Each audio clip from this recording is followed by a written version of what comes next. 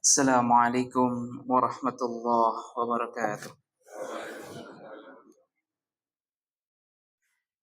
Innal hamdalillah nahmaduhu wa nasta'inuhu wa nastaghfiruh wa na'udzu billahi min shururi anfusina wa sayyiati a'malina. Man yahdihillahu fala mudilla lahu wa man yudlil fala hadiya lahu. Asyhadu an la ilaha illallah wahdahu la syarika lah wa asyhadu anna Muhammadan 'abduhu wa rasuluhu la nabiyya wa la rasula ba'd. Allahumma salli wa sallim wa barik ala nabiyyina Muhammadin wa ala alihi wa sahbihi ajma'in, amma ba'd. Fa ya ahbaballah wa ahbaba rasulih sallallahu alaihi wasallam, ibadallah, usi nafsi wa iyyakum bitaqwallahi faqad fazal muttaqun wa la tamutunna illa wa antum muslimun. Allahumma anfa'na bima 'allamtana wa 'allimna ma yanfa'una warzuqna 'ilman nafi'an. Jamaah salat maghrib musalla al-falah ingkang dipun rahmati Allah Subhanahu wa taala. Puji syukur kehadirat Allah Subhanahu wa taala kanthi kalimat tahmid alhamdulillahirabbil alamin. Sampai pada kesempatan malam hari ini, sampai pada kesempatan kali ini, Allah masih berkenan untuk memberikan kepada kita semuanya begitu banyak nikmatnya, begitu banyak berkahnya kepada kita semuanya, sehingga sampai pada kesempatan kali ini Allah masih berkenan untuk memudahkan jalan kita semuanya, untuk memudahkan langkah kita semuanya, untuk meringankan semua langkah yang kita lakukan untuk bisa sama-sama melaksanakan salah satu kewajibannya, yaitu melaksanakan sholat maghrib secara berjamaah. Tentunya ini merupakan sebuah kenikmatan yang paling utama yang patut untuk kita syukuri bersama, karena yang namanya keringanan langkah, yang namanya hidayah, yang namanya kemudahan kita untuk terus melakukan amal soleh, untuk terus melakukan ibadah-ibadah dalam kehidupan kita ini, baik itu ibadah yang sifatnya wajib, begitu pula sunnah, maka itu merupakan sebuah kenikmatan utama yang tidak Allah berikan kepada semua manusia. Maka dalam sebuah ayatnya Allah Subhanahu wa taala menyampaikan bahwasanya orang yang Allah inginkan untuk Allah berikan hidayah, maka Allah akan memudahkan jalannya untuk menuju hidayah tersebut. Maka tidak semua orang mampu dan bisa untuk merasakan hidayah tersebut, untuk bisa merasakan nikmat hidayah itu.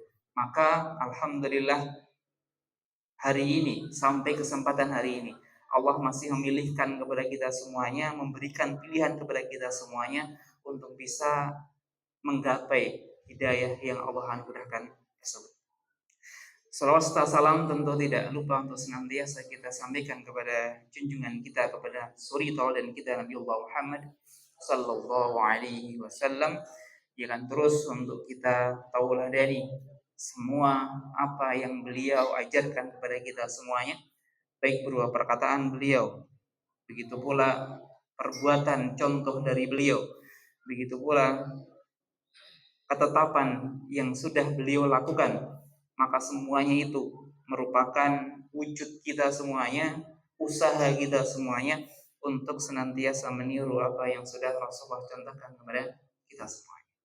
Maka yang namanya sunnah, yang namanya ibadah sunnah itu bukan lagi sekedar ibadah yang sifatnya kemudian kita pandang sebelah mata, akan tapi yang namanya sunnah itu juga merupakan salah satu wahyu dari Allah yang Allah sampaikan melalui lisannya Rasulullah sallallahu alaihi wasallam. Maka kita sama-sama saling mengingatkan kepada diri kami sendiri, begitu pula kepada jemaah sekalian, marilah kita senantiasa untuk meningkatkan keimanan kita berupa meningkatkan ibadah-ibadah sunnah kita sebagaimana dicontohkan oleh Rasulullah SAW. Jemaah rahimani wa rahimakumullah. Nggih. Wonten jadwal ingkang sampun dipun paringaken dumateng kawula bilih napa tema ingkang dipun suwun kalian takmir menika, kita kajian menika kajiannya sifatnya adalah kajian yang berlanjut ya Pak Ibu. Nggih. Kalau minggu ingkang kepengker Pak Widodo ngendikan bahwa tema ingkang kita aturaken wonten ing kajian malam Rebu menika insyaallah terkait dengan tafsir. Nggih, kula membahaskan tafsir yang tentunya ini merupakan tema yang yo janjane abot nih Ibu. Nggih, janjane niki abot, maka kita sama-sama belajar. Kita sama-sama belajar, kita sama-sama mencoba menggali apa hikmah yang Allah sampaikan dalam ayat-ayatnya. Maka tentunya karena pembahasan ini adalah pembahasan tafsir, menawi kita lakukan tafsir menika secara keseluruhan dari surat pertama ngantos surat terakhir, maka tentunya panjang waktu nih, Bu. Tentunya waktunya panjang, begitu pula pembahasannya juga begitu luasnya, maka tentunya kita coba memilih, kita pilih mawon kinten-kinten ayat ataupun surat yang akan kita bahas dalam kajian rutin kita ini adalah surat-surat apa saja. Maka untuk memudahkan tafsir yang akan kita bahas ini, maka mungkin yang pertama adalah kita akan mencoba melihat, begitu pula kita akan mempelajari tafsir dari surat-surat yang sudah akrab dan biasa untuk kita lafalkan bersama. Kalau kita melihat dalam susunan ibadah kita, dalam ibadah rutin yang kita lakukan dalam kehidupan kita, dalam ibadah-ibadah kita, maka satu surat yang paling utama dan yang paling sering untuk kita bacakan tentunya adalah surah Al-Fatihah.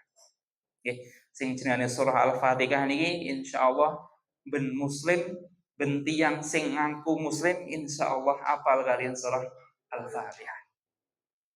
Surah Al-Fatihah menika karena seringnya kita untuk membacanya, maka Rasulullah menyebutkan surah Al-Fatihah dengan istilah sab'an minal mathani, merupakan ayat 7 ayat yang merupakan surat yang terdiri dari 7 ayat yang sering diulang-ulang setiap harinya. Paling boten kan menawi awak dhewe menika salat, maka berarti kalau dalam satu hari kinten-kinten berarti awak dhewe niku maca Al-Fatihah niku kaping pinten apa ya? 17. Paling awak dhewe 17 kali kita ini pasti akan membaca yang namanya surah Al-Fatihah. Maka Rasul menyebutnya sebagai sab'an minal masani, 7 ayat yang sering dan terus-menerus untuk kita ulangi dalam kehidupan kita di dunia ini. Maka itu adalah surah Al-Fatihah. Maka insya Allah yang akan kita bahas pertama nanti adalah tafsir terkait dengan surah Al-Fatihah. Kemudian selanjutnya selain surah Al-Fatihah, ada pula surah yang ada pula surah dalam yang isinya dalam beberapa ayat yang juga sering untuk kita ulangi, sering untuk kita bacakan, dan lebih tepatnya disunnahkan untuk kita selalu membaca beberapa ayat dalam beberapa surah ini. Yang kedua, yang pertama tadi adalah Al-Fatihah.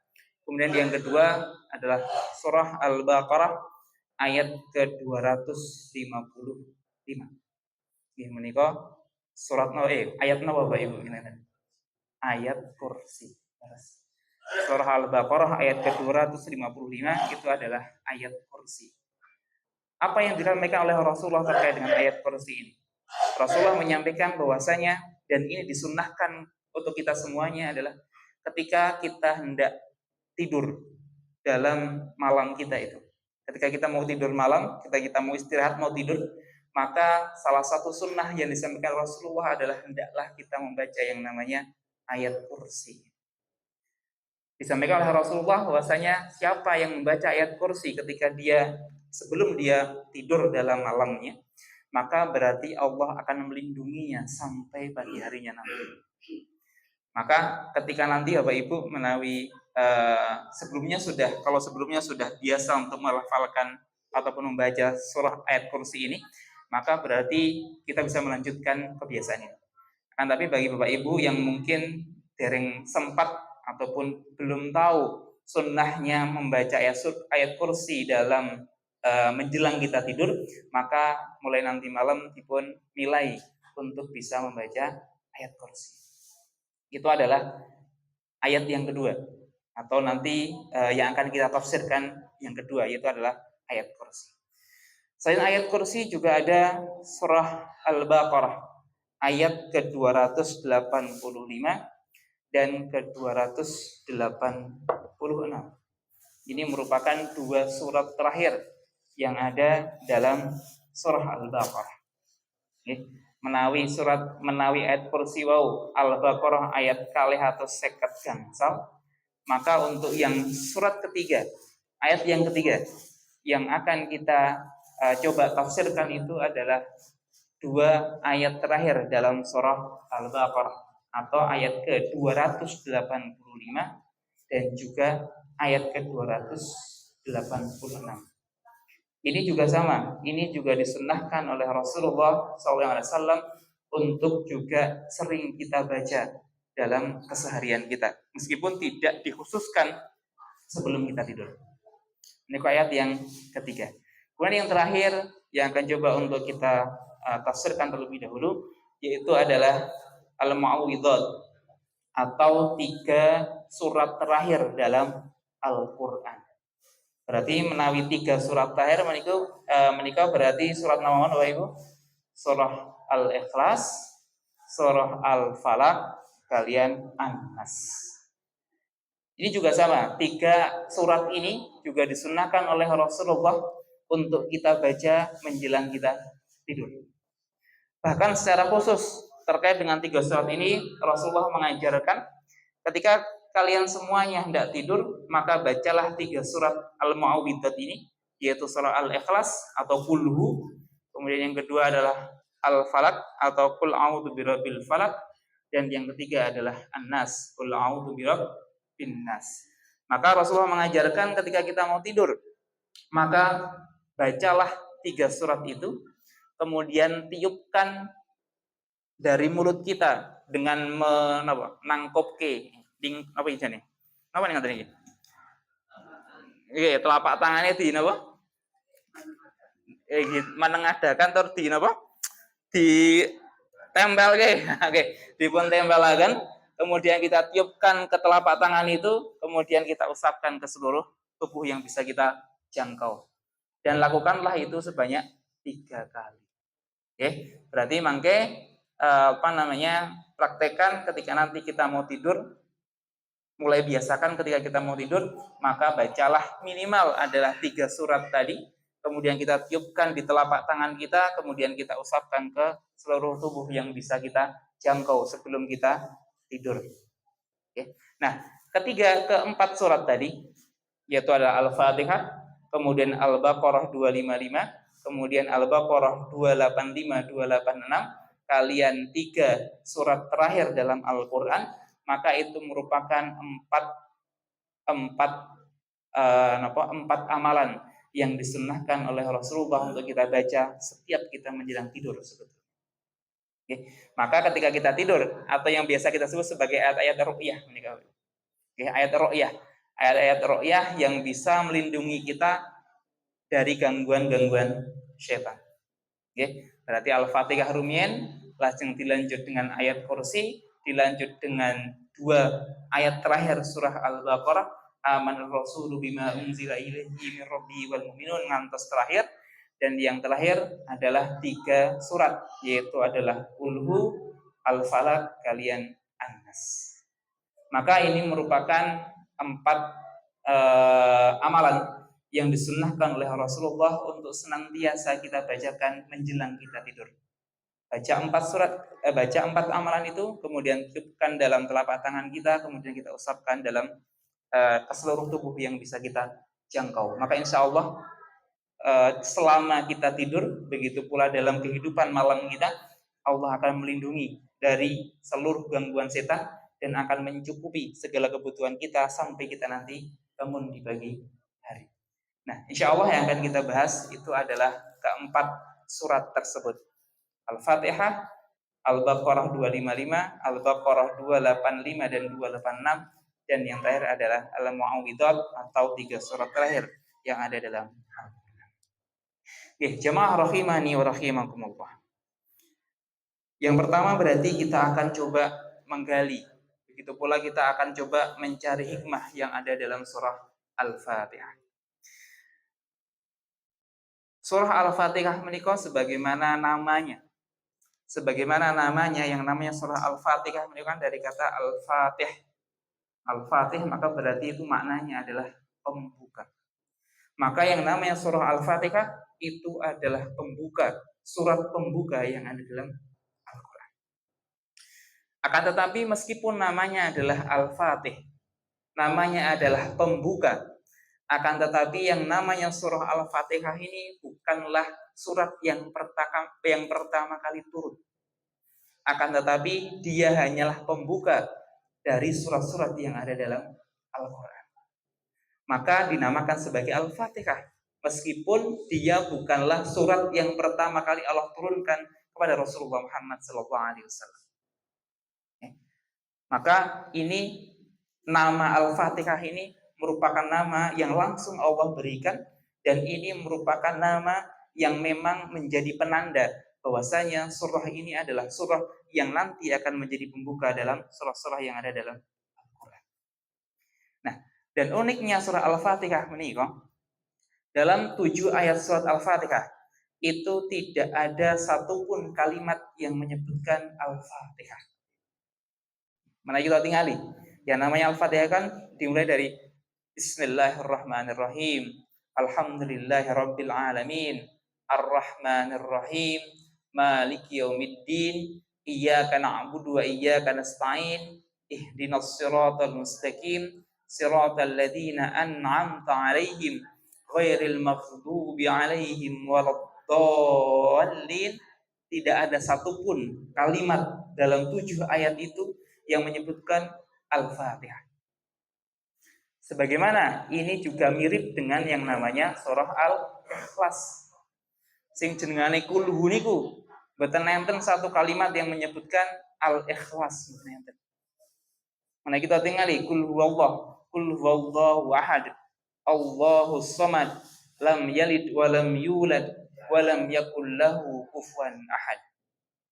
Tidak ada satupun kata, tidak ada satupun kalimat dalam surah Al-Ikhlas itu yang menyebutkan ada kalimat Al-Ikhlas.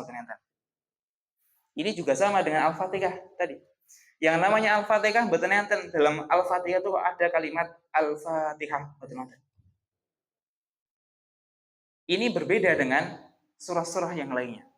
Yang namanya surah-surah yang lain, Al-Baqarah, Ali Imran, An-Nisa, Al-Qalam, Al-Insyirah, Al-Mudassir, dan surah-surah yang lainnya.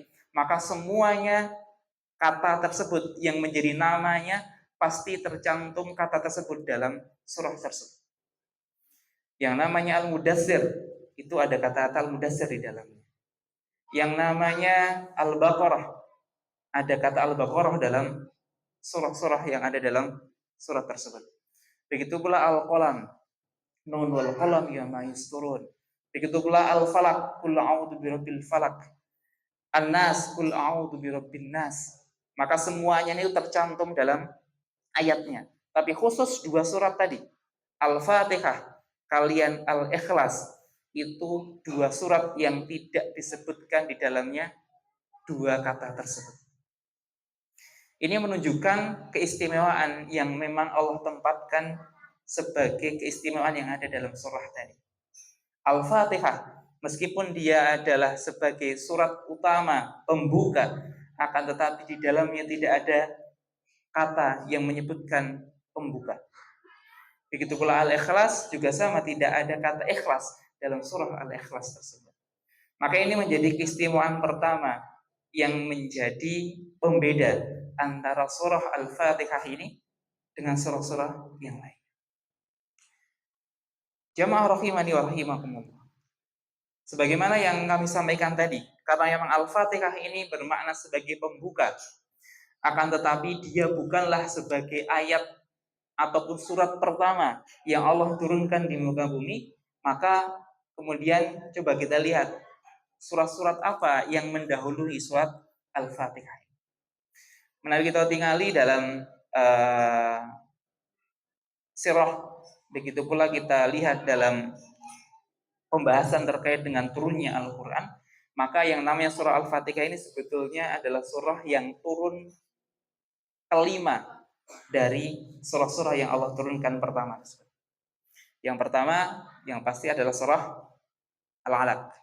Okay? Sebagian surah Al-Alaq, bukan seluruhnya, okay? Hanya sebagian surah Al-Alaq 1 sampai 5. Ini surat yang pertama kali turun, yang pertama kali Allah turunkan kepada Rasulullah SAW. Kemudian yang kedua setelah Al-Alaq ada surah Al-Qalam, dan itu juga sama, hanya sebagian surah Al-Qalam.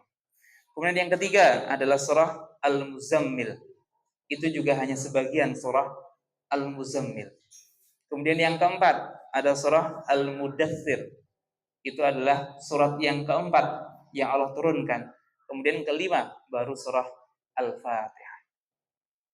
Untuk 4 surat yang pertama, yaitu Al-Alaq, kemudian Al-Qalam, kemudian Al-Muzammil, dan Al-Mudaththir, keempat surat menika tidak Allah turunkan secara sekaligus.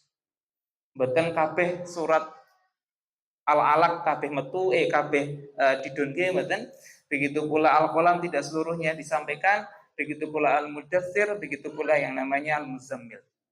Keempat surat itu tidak Allah turunkan secara keseluruhan langsung pada Rasulullah, akan tetapi hanya sebagian saja.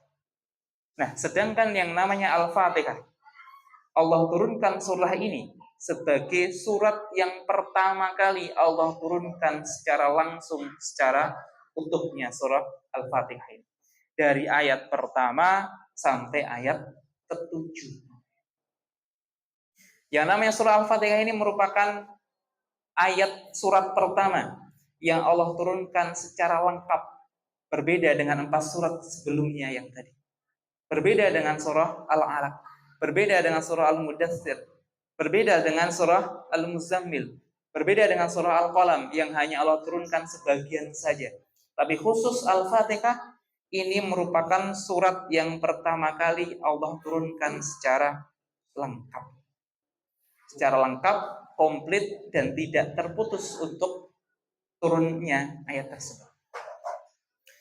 Maka ini juga menjadi keistimewaan yang kedua. Setelah yang pertama tadi, nama Al-Fatihah itu tidak Allah cantumkan satupun dalam 7 ayat Al-Fatihah, dalam 7 ayat dalam surah Al-Fatihah. Begitu pula yang kedua, Al-Fatihah merupakan surat yang pertama kali Allah turunkan secara lengkap. Meskipun sekali lagi dia bukanlah ayat surat yang pertama kali Allah turunkan. Surah ini merupakan surat kelima yang Allah turunkan, akan tetapi yang paling lengkap yang Allah turunkan pertama itu adalah surah Al-Fatihah. Nah, surah Al-Fatihah ini karena memang disebutkan sebagai sab'ul masani, sebagai 7 yang diulang-ulang, maka ini menjadi kesepakatan ulama. Mungkin ada beberapa keluar di kesupen itu di mazhab yang menyebutkan bahwasanya Al-Fatihah itu bismillahnya tidak masuk dalam surat tersebut. Maka dalam sholat mereka tidak membaca basmalah sama sekali. Akan tetapi jumhur mengatakan bahwasanya yang namanya basmalah itu tetaplah masuk dalam surah Al-Fatihah. Maka kalau kita lihat dalam fatwa Tarjih Muhammadiyah, yang namanya basmalah menika cuma dua pilihannya. Bisa dibaca secara pelan atau sir, atau yang kedua boleh dibaca secara jahar, secara jelas. Maka dua-duanya itu boleh. Yang namanya basmalah dalam sholat, terutama basmalah untuk Al-Fatihah, yang namanya basmalahnya itu ada dua pilihan yang bisa kita ambil. Apakah kita baca secara jelas atau jahar, berarti Bismillahirrahmanirrahim, Alhamdulillahirabbil alamin, dan seterusnya. Atau kita baca sir dulu, Bismillahirrahmanirrahim, Alhamdulillahirabbil alamin. Maka itu juga boleh. Karena yang pasti yang namanya basmalah dia masuk kategori ayat yang merupakan ayat pertama dalam surah Al-Fatihah. Maka ampun kalian tuh kadang-kadang itu yang cah-cah cilik meninggalkan kadang ketika suruh baca Al-Fatihah mereka taunya adalah ayat pertama ya alhamdulillahirabbil alamin. Niku kalian tuh. Karena ayat pertama Al-Fatihah itu adalah Bismillahirrahmanirrahim. Karena Bapak Ibu tingali wonten Quran menika ayat pertamanya adalah pasti basmalah. Titik alhamdulillahnya. Karena memang itu disebut sebagai sab'ul masani, 7 ayat yang diulang-ulang. Bukan sittul masani, bukan 6 ayat yang diulang-ulang, bukan, tapi sab'ul masani, 7 ayat yang diulang-ulang. Berarti nek pitu ya mestine basmalah mlebu. Maka berarti ini menjadi patokan yang pertama terkait dengan surah Al-Fatihah. Basmalahnya itu masuk ayat. Dan ketika kita sholat, boleh kita baca secara pelan atau sir, dan boleh kita baca secara jahar atau jelas. Dua-duanya boleh, silahkan. Itu tidak masalah kita mau memakai yang mana. Nah, kemudian yang namanya surah Al-Fatihah ini juga kita sebut sebagai Ummul Quran. Mbokne Quran, babone Al-Quran. Kenapa disebut sebagai Ummul Quran? Kenapa disebut sebagai babunnya Quran? Kenapa disebut sebagai ibunya Al-Quran? Karena memang yang namanya Al-Fatihah ini merangkum semua isi yang ada dalam Al-Quran. Menawi kita tingali, kalau kita lihat yang ada dalam Al-Quran, seluruh isi dalam Al-Quran, maka semua isi dalam Al-Quran itu paling tidak terbagi menjadi 3. Yang pertama berisi terkait dengan keimanan atau akidah kita. Kemudian yang kedua berisi terkait dengan syariat, yang dalamnya juga masuk adalah akhlak.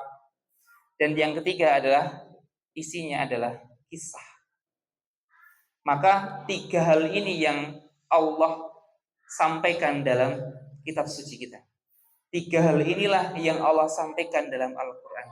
Yo isinya yo pertama adalah akidah, yang kedua adalah syariah, di dalam yang termasuk adalah akhlak, dan yang ketiga adalah kisah. Kisah baik itu kisah-kisah masa lampau, dan begitu pula kisah-kisah yang akan terjadi di masa yang akan datang. Maka isinya Al-Quran ya 3 itu. Nah, 3 hal ini semuanya Allah rangkum dalam surah Al-Fatihah.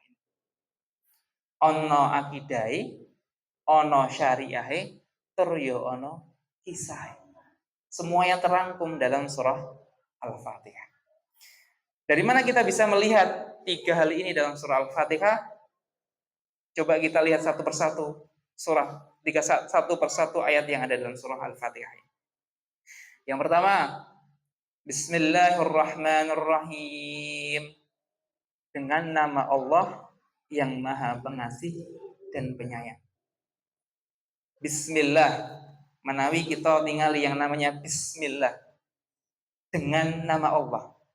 Ketika kita mengucapkan dengan nama Allah, maka berarti kita mendasari semua yang kita lakukan ini hanyalah karena Allah Subhanahu wa taala, dan kita yakin apa yang kita lakukan nanti itu semuanya adalah atas kehendak Allah Subhanahu wa taala. Maka ketika kita sudah mengatakan bismillah, maka berarti kita mendasari dan meyakini bahwasanya yang akan kita lakukan nanti, yang akan kita lakukan, yang akan kita baca seterusnya nanti yang ada dalam Al-Quran, maka semuanya itu adalah dari Allah dan semuanya itu adalah kebenaran yang pasti Allah berikan kepada seluruh manusia. Maka ayat yang pertama ini menunjukkan bahwasanya inti dari agama ini, inti dari agama Islam ini adalah bagaimana kita bisa mendasari dan menjadikan Allah itu sebagai patokan utama dan dasar utama dalam kita melakukan segala sesuatu.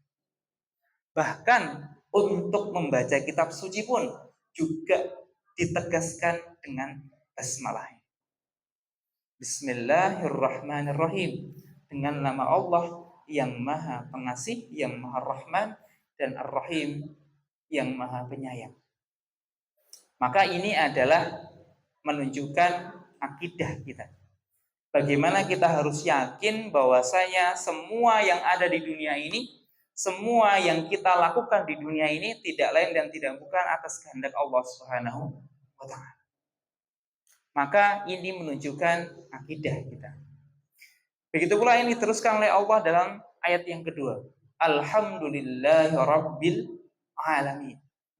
Kalau basmalah tadi sering kita ucapkan dan disunnahkan untuk kita ucapkan ketika kita memulai sesuatu, ketika kita mau memulai melakukan apapun itu, maka kita disunnahkan untuk membaca basmalah. Maka begitu pula sebaliknya, ketika kita akan mengakhiri sesuatu itu, ketika kita akan mengakhiri segala sesuatu, maka akan kita ucapkan ayat yang kedua, Alhamdulillahirabbil alamin. Kalau yang pertama, kita yakin bahwasanya apa yang kita lakukan itu adalah karena Allah, dan kita yakin yang kita lakukan itu adalah kehendak Allah Subhanahu wa Ta'ala, maka ketika kita mengucapkan Alhamdulillahirabbil alamin, maka kita yakin pula bahwasanya segala apapun yang sudah kita alami itu harus kita jadikan sebagai sarana kita bersyukur kepada Allah Subhanahu wa Ta'ala. Maka dalam sebuah hadisnya Rasulullah mengatakan alhamdulillahi fi kulli atau ala kulli halin. Kita patut bersyukur terhadap apa yang kita alami, baik dalam keadaan kita senang, dalam keadaan kita baik, ataukah dalam keadaan kita buruk. Dimulai dengan kalimat basmalah dan diakhiri dengan kalimat alhamdulillahirabbil alamin. Maka yang namanya alhamdulillah ini bukan sekedar kita bersyukur, bukan sekedar kita merasakan kenikmatan kemudian kita mengatakan alhamdulillah. Akan tapi yang namanya kalimat alhamdulillah ini adalah kalimat pengakuan kita semuanya. Ini adalah pengakuan yang kita sampaikan kepada Allah bahwasanya kalau saya dapat nikmat, maka berarti semua nikmat ini itu tidak lain, itu adalah nikmat yang sudah Allah berikan kepada kita semuanya. Awak dewi suatu motor, kemudian kita ucapkan alhamdulillah, maka berarti bukan sekedar kita bersyukur karena kita punya motor, tapi kita yakin bahwasanya motor ini merupakan karunia dari Allah Subhanahu wa Ta'ala.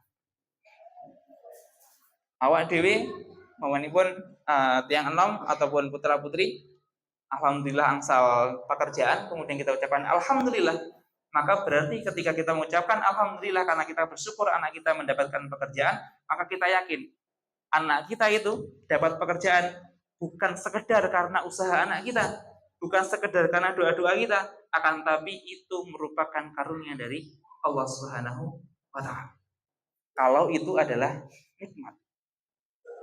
Tapi kalau kemudian kita mendapatkan keburukan, kita mendapatkan musibah, kita mendapatkan hal-hal yang mungkin tidak kita senangi, maka selain tentunya disunahkan kita mengucapkan innalillahi wa inna ilaihi rajiun, akan tapi juga kita ikuti dengan kalimat yang sama, alhamdulillah. Karena yang namanya alhamdulillah tadi kita sampaikan alhamdulillah yang ala kulli halin, apapun keadaan kita, maka kita harus mengucapkan alhamdulillah. Nah, kalau kita dapat musibah, lah kok alhamdulillah, maknanya apa?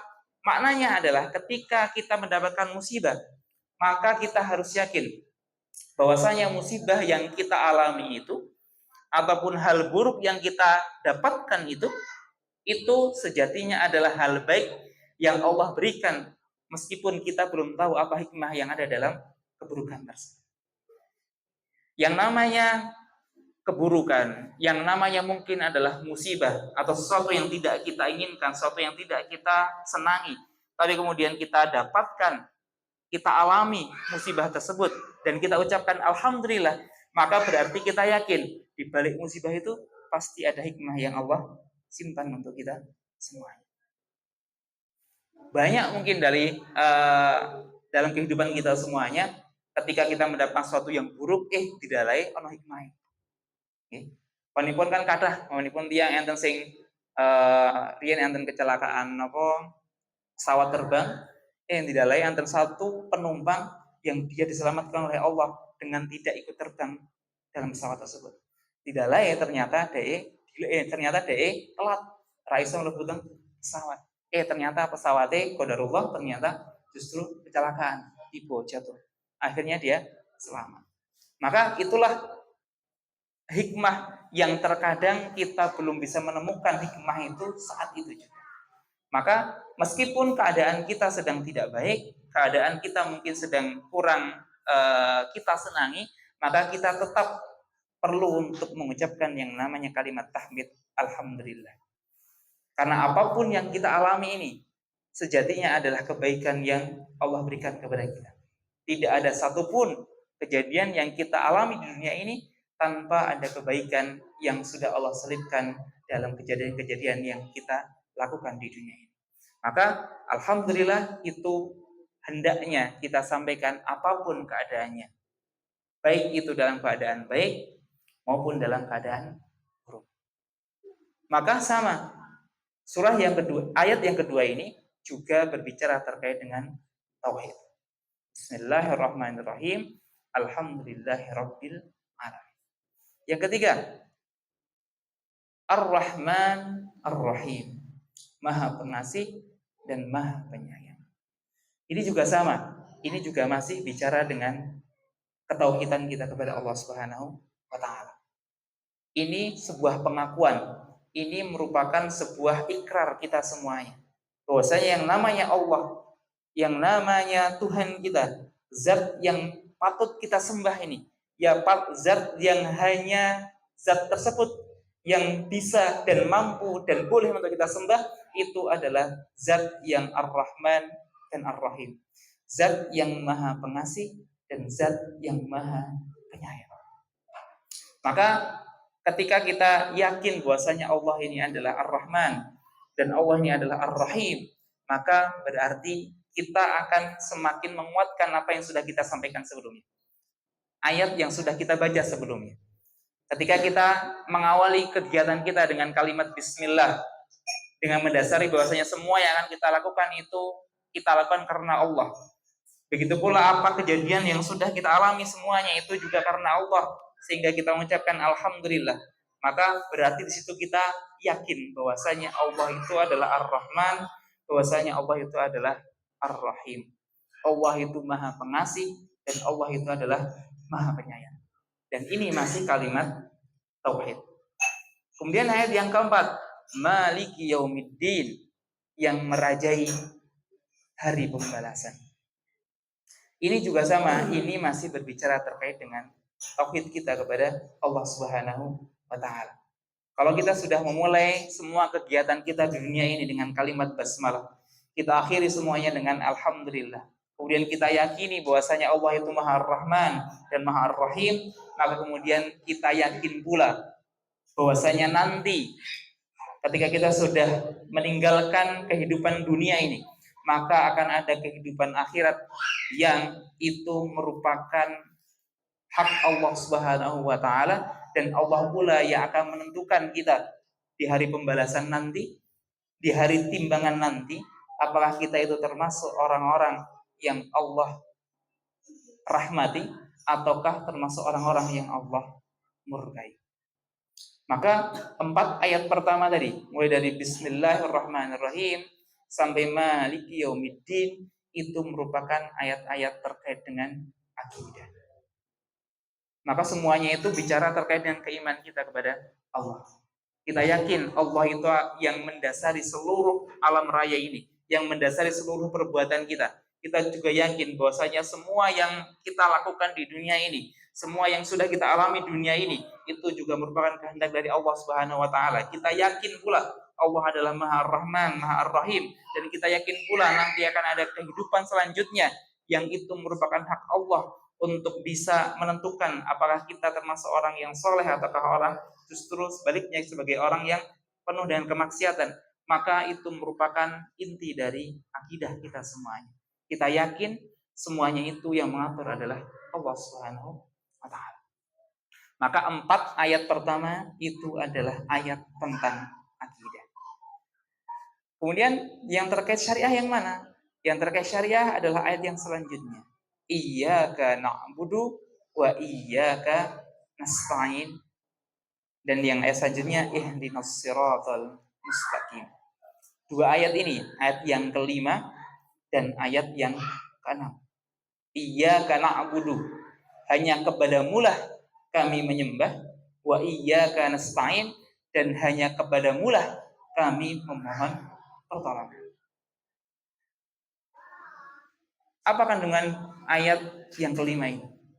Ketika Allah menyampaikan iyyaka na'budu, ketika kita menyampaikan iyyaka na'budu wa iyyaka nasta'in, hanya kepadamulah kami menyembah dan hanya kepadamulah kami mohon pertolongan, maka berarti ini menunjukkan bahwasanya tidak ada perbedaan atau tidak ada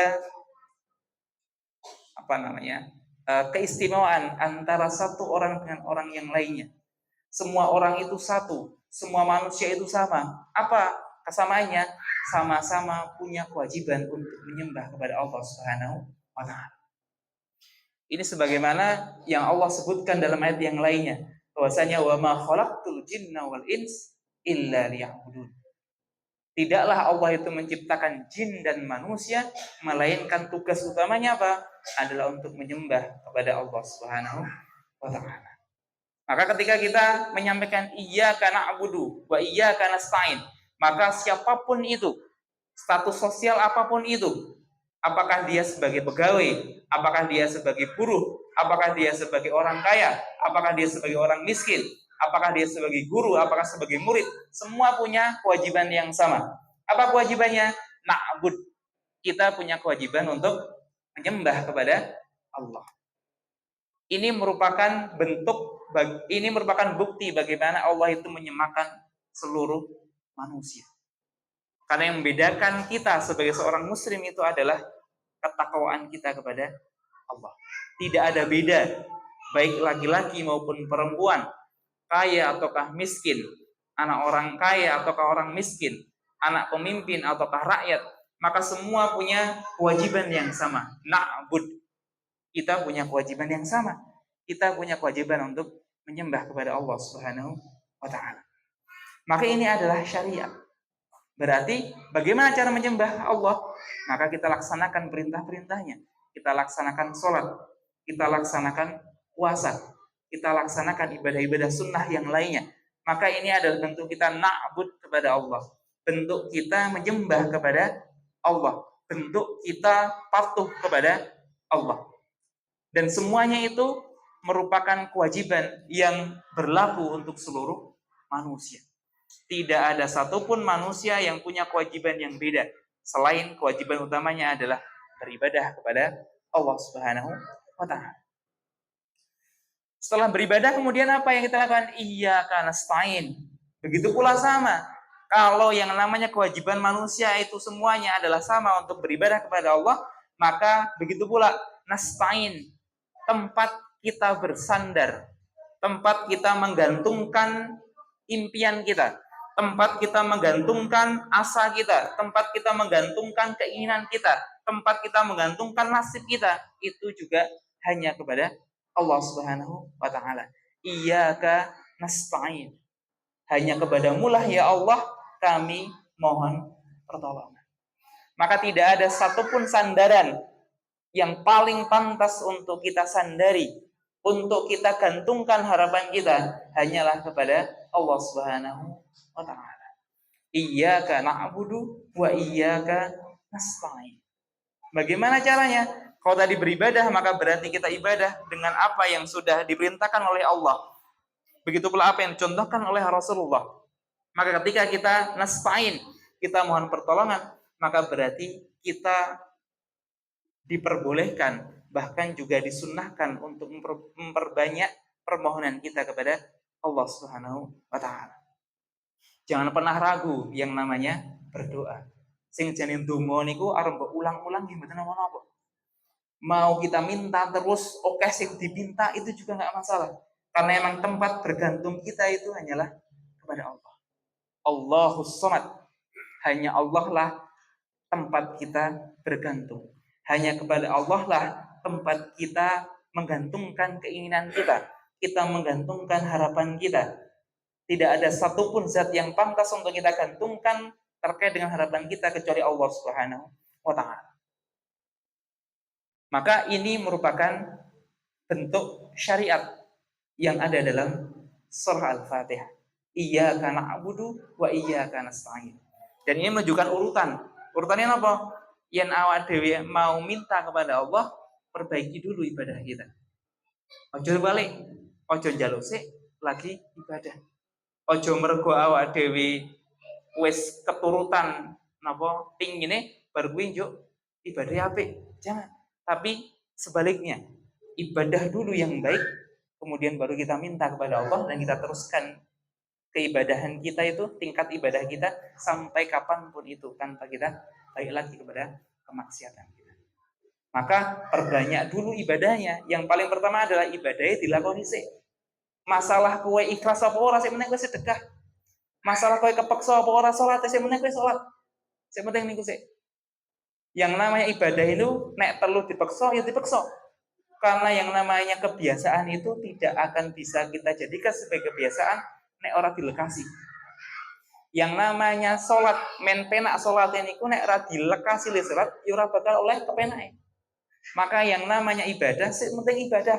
Rasa mikir ikhlas apa ora, rasa mikir khusyuk apa ora sik penting ibadah dilakoni sik.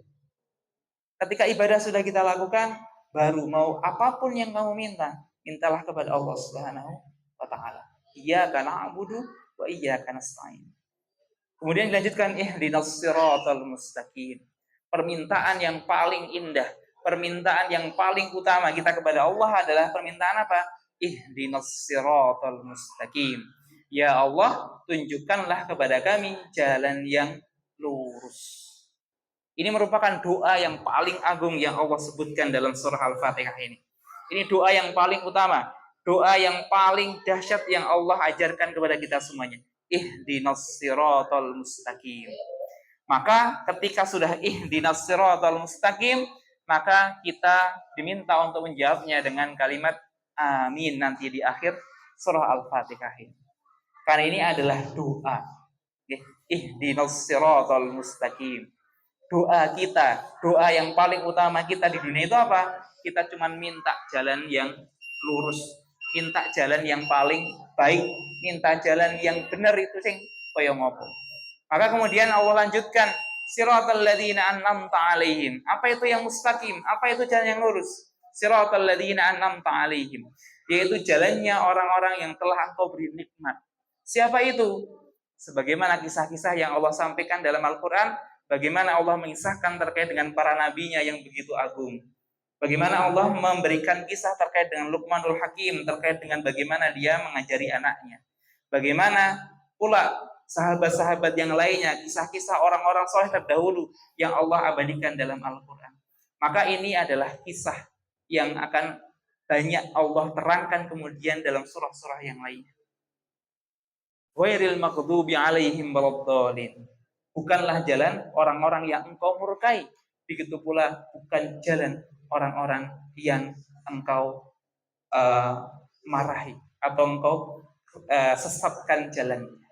Maka ini merupakan ayat terakhir yang isinya adalah kisah. Ayat yang pertama sampai ayat keempat isinya akidah. Ayat kelima sampai keenam isinya adalah syariah. Dan ayat yang terakhir, ayat yang ketujuh, isinya adalah terkait dengan kisah orang-orang yang Allah selamatkan dan kisah orang-orang yang Allah sesatkan.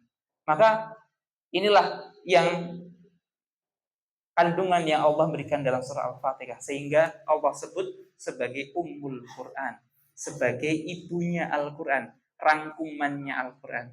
Karena memang di dalamnya terdapat akidah, terdapat yang namanya kisah, dan juga terdapat yang namanya syariah. Maka ini adalah tafsir yang pertama yang kita bahas dalam kajian kali ini. Semoga ini menjadi pembuka bagi kita semuanya untuk kita bisa melihat bagaimana rincian yang Allah berikan terkait dengan akidah dalam surah-surah yang lainnya. Begitu pula syariah dalam surah-surah yang lainnya dan kisah dalam surah-surah yang lainnya. Semoga ini bisa menjadi nasihat bagi diri kami sendiri dan juga bagi jemaah sekalian untuk bisa terus mempelajari dan juga menelaah yang ada dalam Al-Quran untuk bisa kita jadikan sebagai panduan dalam kehidupan kita untuk bisa soleh fit dunia, kita bisa selamat di dunia, soleh fil akhirah, dan juga selamat nanti ketika kita nanti di akhirat. Moga kita akhiri kanthi doa hamdalah dan doa kafaratul majlis. Alhamdulillahirabbil alamin. Subhanakallahumma wa bihamdik, asyhadu an la ilaha illa anta, astaghfiruka wa atubu ilaik. Assalamualaikum warahmatullahi wabarakatuh.